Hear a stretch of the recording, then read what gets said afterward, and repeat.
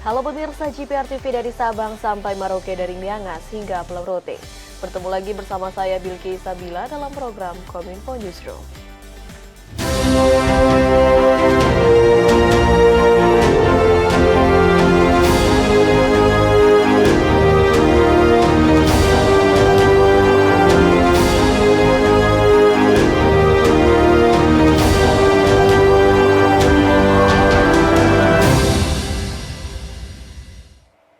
Inilah Kominfo Newsroom selengkapnya. Pemirsa, Presiden Republik Indonesia Joko Widodo meninjau rekonstruksi Jalan Surakarta Gemolong, Purwodadi di Kabupaten Sragen. Presiden menyebutkan, menurut laporan PUPR saat ini kondisi jalan yang ada di Provinsi Jawa Tengah dalam kategori baik dan secara persentase kelayakan jalan sudah mencapai 88%. Presiden Joko Widodo pada Minggu 23 Juli 2023 meninjau rekonstruksi Jalan Surakarta Gemolong Purwodadi di Kabupaten Sragen, Jawa Tengah. Keseriusan pemerintah dalam melakukan rekonstruksi ini dilihat dari penggunaan cor yang lebih kuat sebab jalan tersebut sering rusak akibat kondisi tanah yang labil. Menurut Presiden, jalan yang ada di Provinsi Jawa Tengah sudah dalam kategori baik dan sudah mencapai 88%.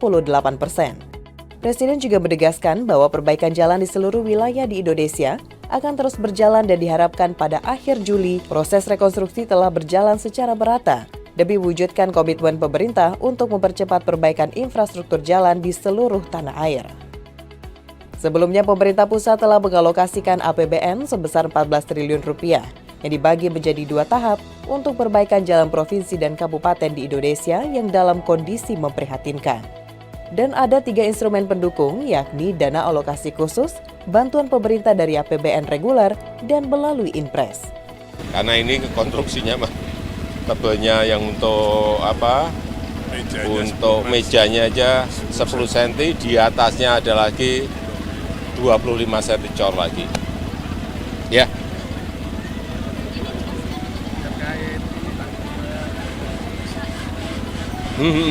Ini jangka panjang lah, kita sekarang berhitung jangka panjang.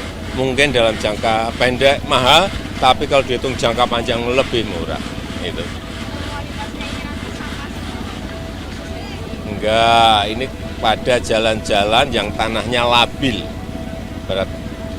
Jalan-jalan yang tanahnya stabil enggak perlu sampai cor seperti ini. Ya. Menjelang pemilihan umum tahun 2024 mendatang, Presiden Joko Widodo mengingatkan perbedaan pilihan tidak menjadi rakyat saling bertengkar dan saling menjelekan hingga berkepanjangan. Presiden berharap tidak ada lagi ujaran kebencian, berita bohong, dan fitnah dalam gelaran pemilu di platform media sosial.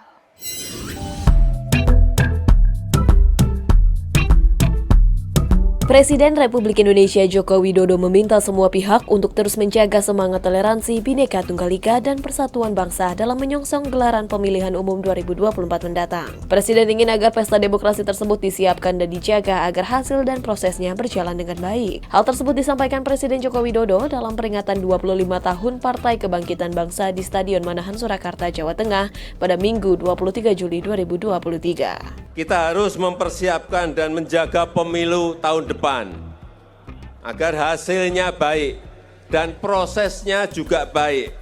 Menurut Presiden, sebagai sebuah pesta demokrasi sudah seharusnya rakyat bergembira dengan adanya pemilu. Selain itu, rakyat juga harus terbebas dari ketakutan-ketakutan dan tidak boleh ada pertengkaran. Oleh sebab itu, Kepala Negara berharap tidak ada lagi ujaran kebencian, berita bohong, dan fitnah dalam gelaran pemilu, terutama di platform media sosial. Menurutnya, hal tersebut kerap terjadi pada pemilu-pemilu sebelumnya. Saya kalau membaca medsos itu kadang-kadang geleng-geleng. Kok nggih kaya ngeten. Sami-sami sederek, sami-sami sedulur. Nggih mboten? Apalagi atas nama agama. Ini tidak boleh terjadi. Informasi lainnya pemirsa, usai Ketua Mahkamah Agung Muhammad Syarifudin mengeluarkan surat edaran MA melarang hakim mengesahkan pernikahan beda agama, Wakil Presiden Ma'ruf Amin meminta kepada Mahkamah Agung untuk dapat mengeluarkan aturan mengenai nasib anak-anak yang kedua orang tuanya berbeda agama.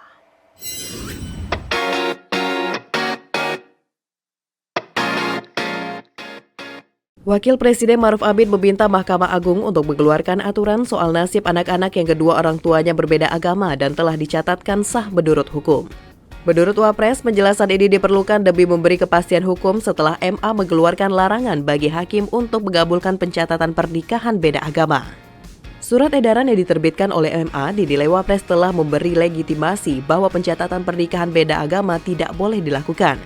Namun, Wapres menekankan bahwa MA juga harus memberi penjelasan hukum mengenai dampak edaran itu terhadap pasangan beda agama yang sudah lebih dulu tercatat. Tentang nasibnya nanti, saya nanti meminta kepada pihak Mahkamah Agung untuk menetapkan statusnya secara hukum tentu ya, secara hukum kenegaraan.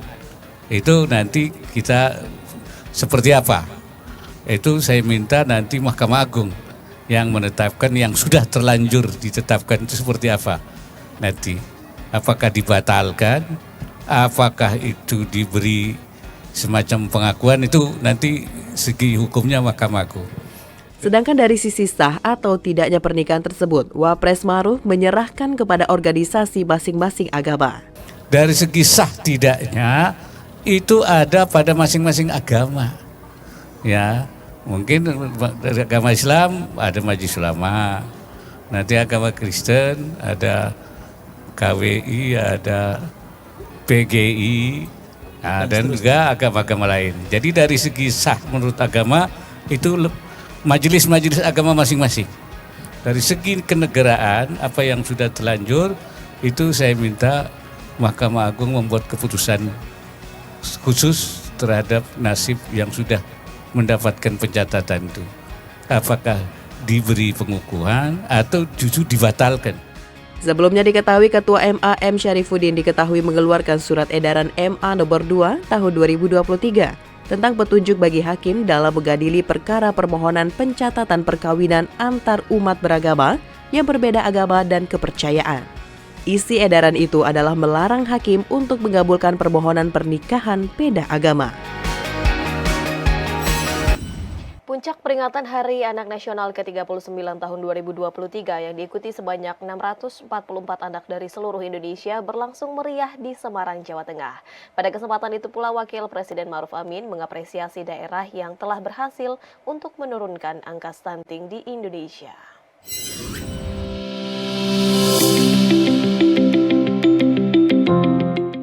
Wakil Presiden Maruf Amin menghadiri acara peringatan Hari Anak Nasional 2023 di Simpang 5 Semarang, Jawa Tengah pada Minggu 23 Juli 2023. Dalam keterangan persnya, Wapres Maruf Amin memaparkan bahwa Hari Anak Nasional merupakan momentum untuk mengingatkan agar semua pihak bisa memberikan hak-hak anak dan memberikan perlindungan bagi anak.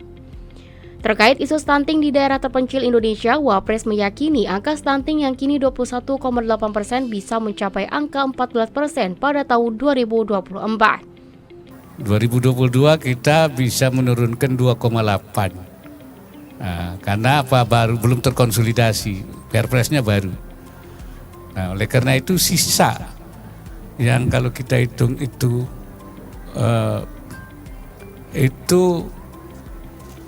sisanya itu 6,6% ya. Ya, kurang lebih. Itu tahun ini kita dan tahun 2023 masing-masing 3,8%. Dengan demikian maka 14% tercapai. Kenapa kita yakin? Karena di beberapa daerah itu ada yang justru sekarang itu sudah di bawah 10. Ada yang sudah bisa mencapai 6%. Sebagai upaya penanganan stunting di daerah terpencil, Wapres juga telah memastikan langsung bagaimana pengentasan stunting seperti di daerah Sumatera Selatan dengan meningkatkan asupan gizi melalui gerakan 1000 telur. Menurut Wapres, hingga saat ini di berbagai daerah telah secara bersamaan untuk membagikan telur kepada orang dengan suspek atau potensi stunting. Jadi hampir yang saya kunjungi di daerah-daerah semua mengeroyok stunting sekarang ini, ya, dan bahkan juga semua partisipasi untuk membagikan telur, ya Pak Gubernur. Kemarin di Sumatera Selatan tuh bagi telur banyak sekali. Di daerah-daerah sekarang bagi mereka masyarakat itu. Saya kira itu. Karena itu kita yakin bahwa 14% tercapai bahkan bisa dilampaui. Pemirsa, usai jeda kami akan kembali dengan informasi lainnya. Tetaplah bersama kami dalam Kominfo Newsroom.